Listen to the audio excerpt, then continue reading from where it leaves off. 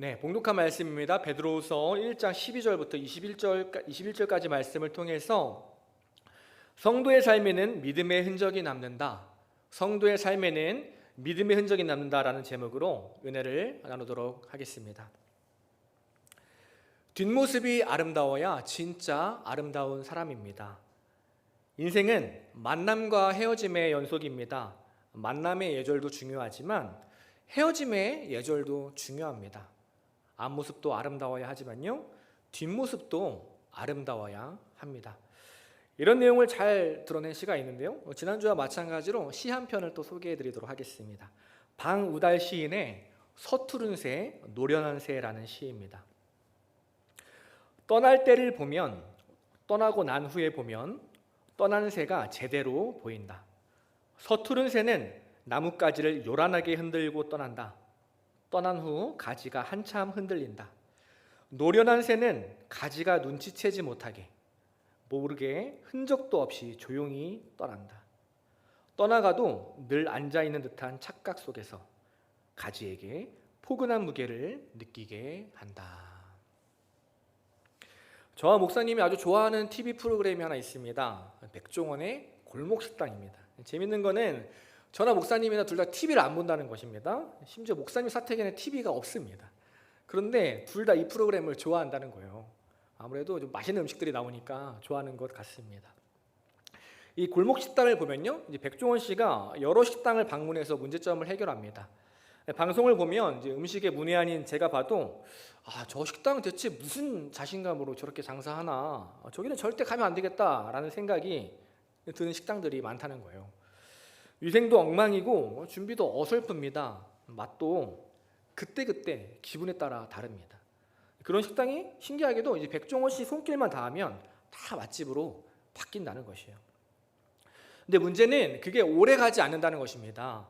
가끔 이제 중간 점검이라고 해서 6개월이나 1년 뒤에 연출팀이 몰래 그 식당을 방문합니다. 그리고 이제 음식을 시켜서 맛을 보면요, 처음 그때 그 맛이 아니라는 거예요. 백종원 씨 앞에서는 달라진 모습을 보여줬습니다. 그런데 백종원 씨가 떠나자 이전의 모습이 돌아온 거예요. 게으르고 지저분하고 대충하는 안 좋은 모습들이 그대로 드러나고 말았습니다. 앞모습은 아름다웠습니다. 그러나 뒷모습은 아름답지 못한 사람들이었습니다. 앞모습만 아름다운 사람은요, 반쪽짜리 인생입니다. 뒷모습이 아름다워야 진짜 아름다운 사람입니다. 성도의 삶도 뒷모습이 중요합니다. 성경을 보면 그런 사람이 등장하는데요, 우리가 사도행전을 통해서 알아본 스데반 집사님 기억하시나요? 사람들이 자기에게 돌을 던지는 그 순간에도 그들을 위해서 하나님 앞에 기도합니다. 죽는 순간까지 이웃 사랑함을 포기하지 않았습니다. 스데반 집사님은요, 뒷모습까지도 아름다운 사람이었습니다. 반면 솔로몬 왕은 어땠습니까? 앞모습은 너무나 아름다웠습니다. 하나님이 다스리시는 위대한 왕국을 건설했고요, 하나님이 주신 지혜로 그 나라를 평화롭게 다스렸습니다. 그러나 거기까지였다는 거예요. 그의 뒷모습은 이방 여인과 우상 숭배로 물들어버린 삶이었습니다. 솔로몬은 앞모습만 아름다운 반짝 인생이었어요. 결국 그는 우리에게 아름다운 흔적이 아니라 안타까운 흔적을 남기고 말았습니다. 뒷모습이 아름다워야 진짜 아름다운 사람입니다. 아름다운 사람은요, 아름다운 흔적을 남깁니다. 오늘 본문에서도 우리에게 아름다운 흔적을 남긴 사람이 등장합니다. 바로 베드로입니다. 우리 지난주부터 살펴보고 있는 이 베드로후서는요, 베드로가 죽기 전에 마지막으로 쓴 편지입니다. 오늘 본문 14절에서도 이렇게 얘기하는 거예요. 우리 주 예수 그리스도께서 내게 지시하신 것 같이 나도 나의 장막을 벗어날 것이 임박한 줄을 안다. 베드로는요, 자신이 이제 곧 죽는다는 사실을 알고 있었습니다. 그래서 사랑하는 성도들에게 마지막으로 이 편지를, 이 베드로후서를 쓰기 시작하는 거예요. 보통 마지막이라고 생각하면 어떤 내용을 적겠습니까? 저라면 아마도 이럴 것 같아요. 생각해보니 여러분과 함께했던 그때가 참 좋았습니다. 저번에 제가 실수했던 그 일들 정말 미안합니다. 부족한 저와 그동안 함께해줘서 참 고맙습니다. 제가 떠나도 저를 기억해 주세요. 그런데 오늘 베드로는 뭐라고 하나요? 본문 14절에 보니까요, 13절에 내가 이 장막에 있을 동안에 너희를 일깨워 생각나게 함이 옳은 줄로 여긴다. 또 15절에 보니까요, 내가 힘써 너희로 하여금 내가 떠난 후에라도 어느 때나 이런 것을 생각나게 하려 한다. 무슨 말입니까? 내가 떠나기 전에 마지막으로 복음을 다시 말하겠다. 나는 내가 떠나도 너희가 주님만을 생각하길 원한다라고 말하고 있는 것입니다. 죽는 순간까지 베드로의 관심은 어디에 있었나요?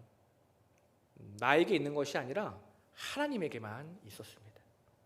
베드로는 마지막 편지를 통해서 나의 삶의 이야기를 남기지 않았습니다. 오직 하나님의 이야기를 남겼습니다. 베드로는 마지막 뒷모습까지 하나님께 붙들린 아름다운 사람이었습니다. 결국 그 삶이 성도들의 마음 가운데 아름다운 믿음의 흔적을 남겼습니다. 사랑하는 여러분, 우리는 어떤 흔적을 남기기 위해 살아가고 있습니까? 우리의 삶을 돌아보면 정말 열심히 살아가고 있습니다. 요즘 날이 정말 덥죠. 밖에 잠깐만 있어도 땀이 뻘뻘 흐르더라고요. 날씨가 신기합니다. 점심에는 해가 쨍쨍했다가 오후엔 갑자기 소나기가 내렸다가 요즘 날씨가 마치 저의 마음과 같아요. 이랬다 저랬다 그럽니다. 그런데 많은 사람들이 이런 날씨 속에서도 정말 열심히 일하며 살아간다는 것이에요. 누군가는요, 사람들에게 더 인정받기 위해 살아갑니다. 더 좋은 곳에 가려고 또 자신의 이름을 남기려고 애쓰면서 살아갑니다. 누군가는 더 많은 돈을 벌기 위해서 살아갑니다. 내 통장에 또 내 가족과 살아가는 내 자녀에게 더 많은 돈을 남기려고 살아갑니다. 그런데 그 결과는 어떻습니까? 열심히 일해서 이름은 남겼습니다. 열심히 일해서 물질은 남겼어요. 그러나 돌아보니까 하나님은 남지 않은 인생이었습니다. 제가 요즘 교회에 살림을 차렸습니다. 월요일 저녁에 제가 집에 갔다가 두 밤을 자고서 수요일 오전에 다시 교회에 옵니다. 그리고 계속 교회에 있는 거예요. 우리 교회에 아시죠? 비대면 예배가 되면 나타나는 재미있는 현상이 하나 있습니다. 이게 뭐냐면 몇몇 성도님들이 이 기간에 살을 쭉 빼고 돌아오십니다. 그래서 비대면 끝나고 보면은 깜짝 놀라게 하는 분들이 있습니다. 새로 오신 분인가 싶은데 아유 성도님이시고 그런 경우가 있죠. 저도 그 흐름에 동참하려고 요즘 열심히 이제 PT를 받으면서 운동을 하고 있습니다. 엄청난 결단을 한 거죠. 제가 교회에 있으면서 열심히 운동하고 교회 오면 닭가슴살 먹고 3층에서 책 읽고 또 공부도 하고 설교 준비하고 그렇게 지냅니다. 지난 한 주를 기억하면 정말 열심히 살았던 기억밖에 없어. 제가 안식월에 더 열심히 사는 거 보니까 목사님께서 천천히 오셔도 될 것 같습니다. 그래서 제가 그렇게 한 주를 살고 월요일에 제 삶을 돌아보니까요, 설교를 마치고 월요일에 지난 한 주를 딱 돌아보니까 물음표가 생기더라고요.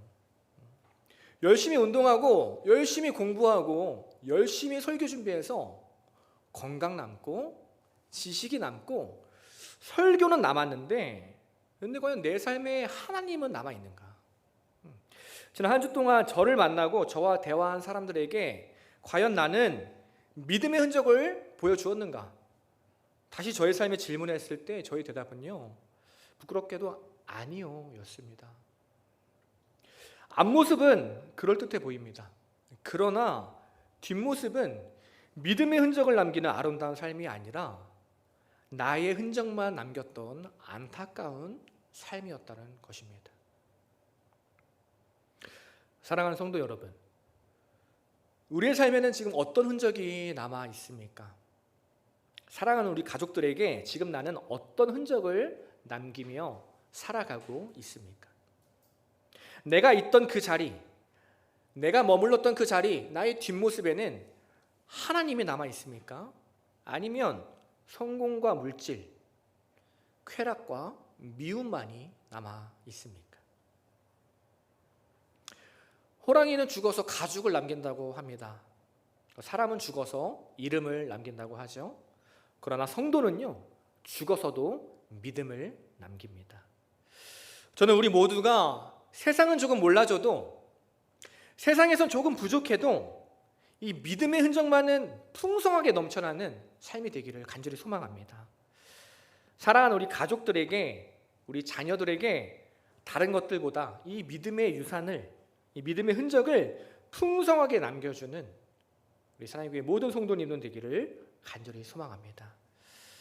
아름다운 사람은 아름다운 흔적을 남깁니다. 그래서 성도의 삶에는 믿음의 흔적이 남습니다. 그렇다면 오늘 이 베드로의 편지를 통해서 우리가 남겨야 할 믿음의 흔적은 무엇인지 함께 살펴보도록 하겠습니다. 두 가지인데요. 먼저 첫 번째로 우리 삶에 하나님을 만난 흔적이 있어야 한다는 것입니다. 인터넷을 보면 소위 유럽 3대 허무 관광지, 속칭 상뻥, 세 가지 뻥이라는 얘기죠. 그런 소개글이 있습니다. 그것이 어디냐면 벨기에 브뤼셀에 있는 오줌 싸개 동상, 덴마크 코펜하겐의 인어공주 동상, 독일 라인강의 로렐라이 언덕이라고 합니다. 가보진 않아서 모르겠어요. 그런데 어떤 느낌인지는 알 것 같아요. 흔히 입소문 나서 유명한 관광지 가보면 평범한 돌덩이 하나 있고 그리고 관광지라고 막 써붙여 있는 데 있지 않나요? 그런 경우를 우리가 경험할 때가 많습니다. 그런데 되게 평범한데 그것이 왜 유명하냐? 바로 이야기가 있기 때문입니다. 돌과 관련된 이야기, 그 동상과 관련된 전설 같은 이야기가 그것을 유명하게 만들었다는 것이에요. 우리나라에도 그런 곳이 있습니다. 강릉에 가면 주문진에 굉장히 오래된 버스 정류장 하나가 덩그러니 놓여 있습니다. 그 주변에 정말 아무것도 없거든요. 그런데 그곳에 사람들이 엄청나게 몰려서 사진을 찍고 그럽니다. 그 이유가 뭐냐 알아보니까 그 정류장이 BTS 아시나요? 가수인데 BTS 뮤직비디오에 나왔기 때문이에요. 그냥 흔한 버스 정류장이었어요. 그러나 그 흔한 버스 정류장에 이야기가 더해지니까 많은 사람이 믿고 찾는 명소가 되었습니다. 무슨 말인가요? 이야기의 힘이 있다는 것입니다. 단순히 예수 믿어 이렇게 말하는 것이 아니라 내가 예수 믿으니까 이렇게 변했어.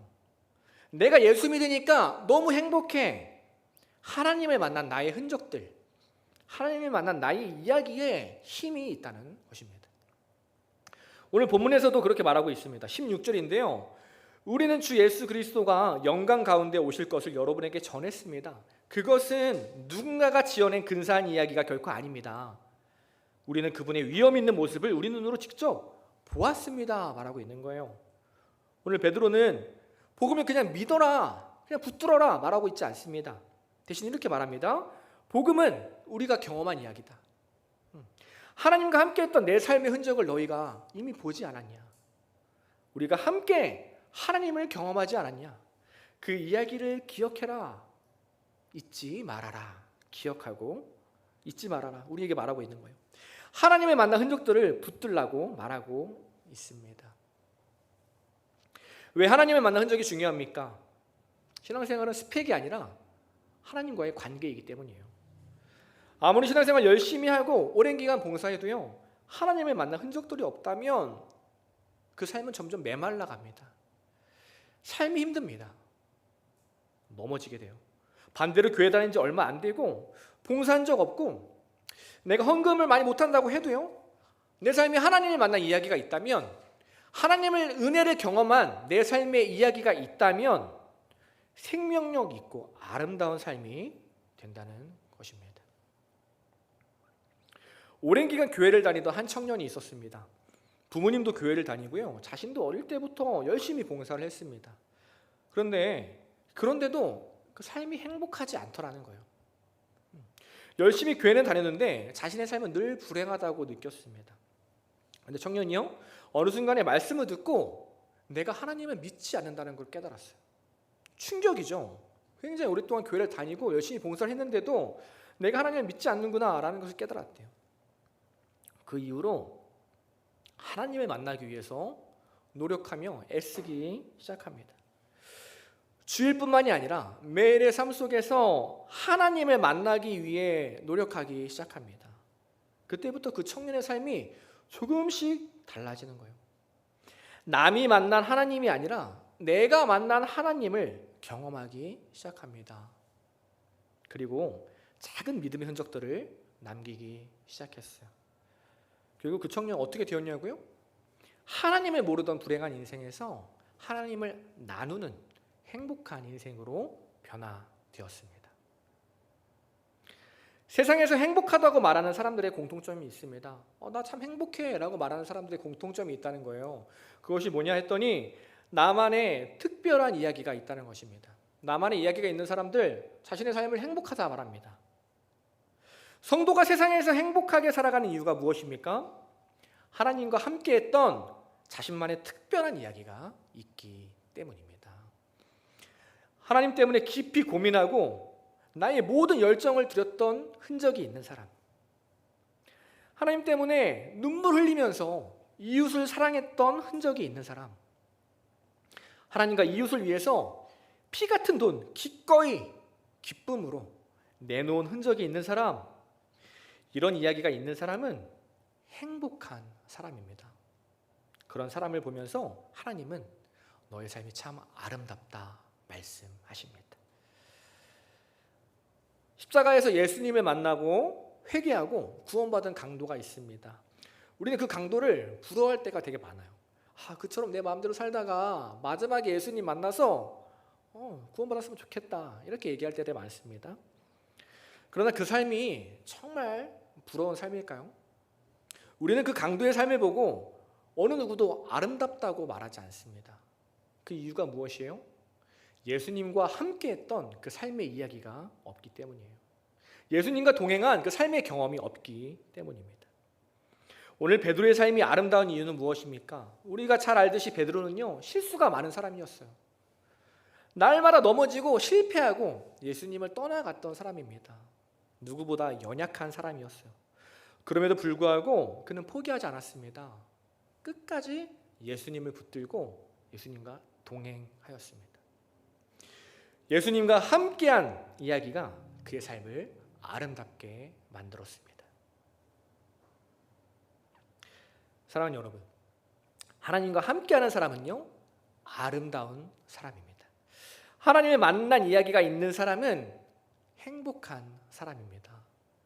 저와 여러분이 매일의 삶 속에서 하나님을 만난 흔적들을 마음껏 남기며 풍기며 살아가는 믿음의 백성이 되기를 간절히 소망합니다. 두 번째, 다음으로 우리에게 필요한 흔적이 무엇이냐? 바로 매일의 삶 속에서 말씀을 적용한 흔적이 있어야 한다는 것이에요. 첫 번째가 하나님을 만난 흔적이 있어야 한다는 것이었습니다. 그러면 하나님을 만나기 위해서 어떻게 해야 하나 했을 때 말씀을 적용한 흔적들이 내 삶에 있어야 한다 말하는 것이죠. 오늘 본문 19절부터 21절까지 이렇게 말합니다. 어떤 말이냐면 우리에게는 확실한 말씀이 있다. 이 말씀이 우리의 마음을 지켜줄 것이다. 그러니 내 생각 내 뜻대로 살지 말고 말씀 붙들고 살아라. 쉽게 말해서 말씀대로 살아라. 말씀 적용하면서 말씀대로 살아라. 우리에게 말하고 있는 거예요. 인도의 지도자였던 간디가 성경을 읽고 나서 이렇게 이야기했다고 합니다. 당신네 기독교인들은 문명 전체를 날려버릴 다이너마이트만큼 강력한 문서를 가지고 있군요. 세상을 완전히 뒤집어 엎고 전쟁으로 찍힌 이 행성에 평화를 가져올 만한 문서입니다. 하지만 당신들은 그걸 고작 한 조각의 문학 작품인 양 다루고 있습니다. 우리는 성경 말씀을 그저 좋은 문학 작품인 것처럼 여길 때가 너무나 많습니다. 말씀을 들으면, 말씀을 읽으면 내 마음이 편해지고 조금 더 괜찮은 사람이 된 것 같아요. 그리고 그걸로 만족할 때가 많다는 것입니다. 월요일부터는, 아니요, 주일 예배 이후부터는 다시 들은 말씀이 아니라 내 생각, 내 경험 붙들고 살아갑니다. 그러니 삶이 어떻습니까? 혼란스럽죠. 계속해서 힘이 빠집니다. 신앙생활 오래 해도 그 삶이 변하지 않는다는 것입니다. 제가 앞서 운동 이야기를 했습니다. 이제 혼자 운동하는 것이 아니라 사랑하는 김성진 전도사님과 함께 운동하고 있습니다. 재밌죠? 덕소에서 우리 인천에서 장안동으로 와서 운동을 하고 있는 거예요. PT 10회를 끊어서 지금 딱 반을 했습니다. 일주일에 2번, 월요일이랑 목요일에 가고 있어요. 처음에는 이제 운동이 너무 힘든 거예요. 괜찮을 줄 알았는데 한 번도 운동 안 하다가 하니까 너무 힘든 거예요. 힘드니까 하기도 싫고 어차피 이제 운동기구 사용법이랑 이제 자세만 알면 되겠다 싶어서 그러면 나중에라도 혼자서 할 수 있겠다는 생각이 들어가지고 PT 할 때만 나가고 다른 날도 이제 나갈 수 있게 해주셨는데 나가지 않았어요. 근데 그 헬스장에 저희 청년 자매 2명이 또 다니고 있습니다. 누군지 말이 되나? 희정이랑 서연이가 또 같이 다니고 있어요. 이 두 자매는요, 이제 PT는 아니고 헬스장만 끊었어요. 근데 매일같이 나온다는 거예요. 거기 관장님이 저희가 다 같은 교회인 걸 압니다. 제가 또 전도사인 걸 알아요. 그래서 처음에는 이렇게 잘 얘기해 주시다가 한번 큰 마음 먹고 저한테 얘기를 하시는 거예요. 이렇게 말하는 거예요. 비싼 돈 내고 PT 하면서 운동법만 아는 거는 정말 소용없다. 저 여자애를 봐라. 조금 부족해도 매일 나와서 운동한다. 힘이 부족하다는 얘기예요. 매일 나와서 운동한다. 나중에 PT 끝나고 봐라. 너희들보다 저 애들이 훨씬 건강해질 거다. 제가 그 이야기를 듣고 매일 나가기 시작했어요. 무슨 말입니까? 알기만 하는 것은요, 아무 소용없다는 거예요. 그거는 돈 버리는 일이라는 것입니다. 돈 버리고 시간 버리는 일이라는 거예요. 적용해야 한다. 매일 적용한 흔적이 삶에 남아야 변화된다. 이 말하는 거죠. 왜요? 알미 아니라 삶이 중요하기 때문입니다. 건강을 아는 지식이 건강한 삶을 만들지 않습니다. 건강하게 사는 삶이 건강한 삶을 만듭니다. 신앙도 마찬가지입니다. 말씀을 아는 지식이 건강한 신앙을 만들지 않는다는 거예요. 말씀대로 사는 삶이 건강한 신앙을 만들어 갑니다. 2021년 반 이상이 지났습니다. 내 신앙 돌아보니까 어떻습니까? 똑같은 문제에 계속 넘어지고 있지는 않나요? 신앙의 성장이 없고 정체된 것 같지는 않습니까? 만약에 그렇다면 그 이유는 하나입니다. 내 삶에 적용이 없기 때문입니다.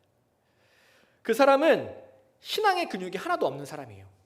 겉으로는 건강해 보이지만 영혼은 말라버린 사람인 것이죠. 그러니 계속 작은 문제, 똑같은 문제에 넘어지고 마는 것입니다. 그럼 어떻게 하면 강해집니까? 적용해야죠. 말씀 적용해야죠. 삶의 말씀을 적용한 흔적들이 쌓일 때 우리 신앙에 근육이 붙기 시작하는 거예요. 처음엔 힘듭니다. 저도 처음에 힘들었어요. 코피 나고 막 힘들었어요. 그런데 괜찮다는 거예요. 적용하고 실패해도 괜찮다는 거예요. 부족해도 괜찮습니다. 중요한 건 뭐냐면 포기하지 않는 거예요. 끝까지 계속하는 것입니다. 그 과정을 통해 힘이 붙는다는 거예요. 그러다 보면 결국 지금 내 앞에 있는 문제들 거뜬히 뛰어넘어갈 수 있습니다. 사랑하는 여러분, 그동안 말씀을 즐겨 듣기만 하셨나요? 그렇다면 오늘부터는요, 우리 삶 가운데 이 말씀 한번 적용해보는 시간들이 우리 삶 가운데 생겨나기를 소망합니다. 주일에 잠깐 나누고 끝나는 삶이 아니라 매일 날마다 한 말씀 붙들고 고민하고 살아가면서 주님이라면 어떻게 하셨을까? 다시 한번 그 말씀 붙들고 내 삶에 적용하며 살아가는 믿음의 백성들 되기를 간절히 소망합니다. 마지막으로 제 이야기를 하고 오늘 설교를 마치도록 하겠습니다. 작년에 저희 어머니와 함께 단둘이 제주도로 여행을 떠났습니다. 일정을 소화하다가 한 카페에 들려서 이제 휴식을 취하며 어머니와 대화를 하고 있었습니다. 커피를 마시면서 대화를 하는데 문득 어머니가 저에게 그런 이야기를 하시는 거예요. 아들, 미안해라고 하시는 거예요. 제가 깜짝 놀랐어요. 왜 그러시지? 그러면서 뭐가 미안해요? 왜 그래요 갑자기? 이랬더니 어머니 하시는 말씀이 그동안 내가 아들한테 해준 게 별로 없는 것 같아. 더 많이 해주고 싶었는데 그러지 못해서 미안해라고 얘기를 하는 것이죠. 부모님 마음은 다 비슷한 것 같습니다. 자녀들한테 더 많이 해주지 못해서 늘 미안한 마음이 있으신 것 같아요. 제가 그 말을 듣고 이렇게 말했습니다. 아니에요 엄마, 아니에요. 저는 이미 많은 걸 받았습니다. 제가 어릴 때 엄마가 온 가족의 할아버지의 반대에도 무릅쓰고 교회를 열심히 나갔던 그 모습 저 아직도 기억합니다. 뜨겁게 신앙생활을 하셨던 그 모습 저 아직도 기억하고 있어요. 교회 다니지 않는 저와 아버지를 위해서 눈물로 기도했던 어머니의 뒷모습을 저는 아직도 기억하고 있습니다. 어머니가 보여주셨던 그 모습 덕분에 제가 지금 행복하게 신앙생활하고 있습니다. 성도는 세상에서 가장 아름다운 사람입니다. 성도는요, 세상에서 가장 행복한 사람입니다. 왜냐면요, 하나님이 늘 우리와 함께 하시기 때문입니다. 그래서 성도의 삶에는 믿음의 흔적이 남습니다. 아름다운 흔적들이 남습니다. 그 흔적들이 사랑하는 우리 가족들의 삶을 변화시킬 것입니다. 그 흔적들이 사랑하는 우리 이웃들의 삶을 행복한 삶으로 만들어갈 것입니다. 그리고 무엇보다 나의 삶을 행복한 삶으로 만들어갈 것입니다. 그것을 믿고 날마다 주님과 동행하며 우리 삶의 믿음의 흔적들을, 신앙의 흔적들을 아름답게 새겨나가는 저 여러분, 우리 믿음의 백성 되기를 간절히 소망합니다. 이 시간 그런 마음으로 함께 찬양합니다. 주님이 늘 우리와 함께 하십니다. 그 주님이 함께 할 때 우리 삶은 늘 꽃길이 되고요, 하나님 앞에 예배하는 삶이 될 것입니다. 부신 곳에서 우리 함께 찬양하겠습니다.